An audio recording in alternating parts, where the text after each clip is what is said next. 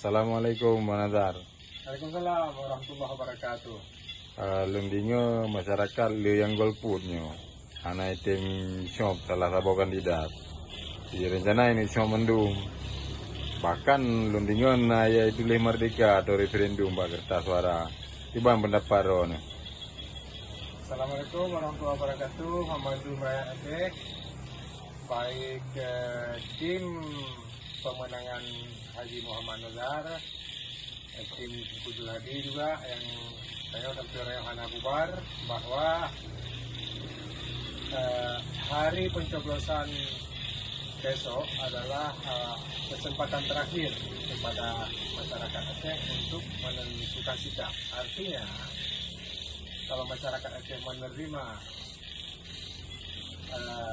kandidat-kandidat yang sebelumnya dikeluhkan, kita mengeluh sebelumnya tidak layak ini itulah sampai waktu khutbah Jumat tungku abu-abu ulama-ulama, tetapi kemudian ternyata setiap pilkada kita justru memilih yang tidak layak, ya berarti tak selesai, hanya lihat Aceh, hanya mungkin perbaikan, jadi hanya tidak salah go. Nah, bagi cara pilkada akan berjalan, tolong dibatalkan supaya hasil diimbangkan itu dibatalkan, dan sekaligus untuk menampakkan kekuatan rakyat Aceh dan sesuai undang-undang juga kedaulatannya di tengah rakyat dan dijamin, maka jangan ada yang golput. Datang ke TPS, bawa pulpen, bawa spidol, bawa alat tulis. Yang pertama coblos kedua kandidat. Misalnya calon gubernur misalnya ada dua pasang, coblos dua-duanya. Mau bisa dua coblos. Kemudian tulis Pak sela-sela warna kertas putih, tulis nama kandidat lain. Misalnya gubernur kami Muhammad Nazar atau yang lain, atau kata-kata lain. Karena lo dengar nasinya kemudian ada referendum merdekakan Aceh dan sebagainya, sah-sah dan mana masalah, karena kedaulatan berada di tengah rakyat dan sekaligus menjadi langkah perbaikan supaya negara, partai politik, rakyat, bahkan internasional akan melihat bahwa kita Aceh tidak bisa menerima jika pemimpin kita tidak ada yang layak. Bulat hanjit, memimpin hanjit, memalukan bagi Aceh. Sementara waktu proses pendaftaran rakyat, jalur independen yang mampu digagalkan, diperketat syarat, menanti parpol yang daftar hanya diusung.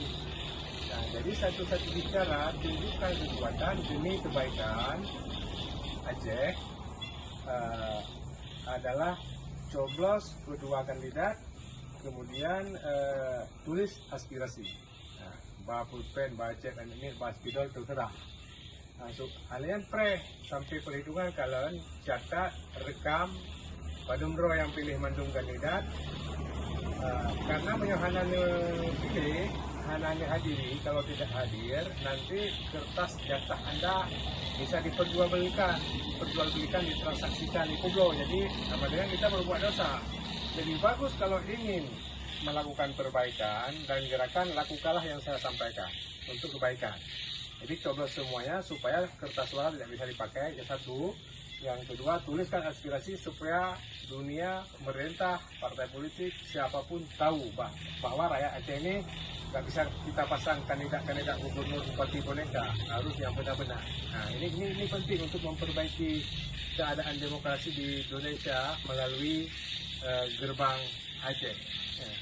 Jadi jangan mengeluh setelah pilkada, tinggal mengeluh semena ada mimbar semena, apa pemimpinnya aja, ada pilkada ada apa.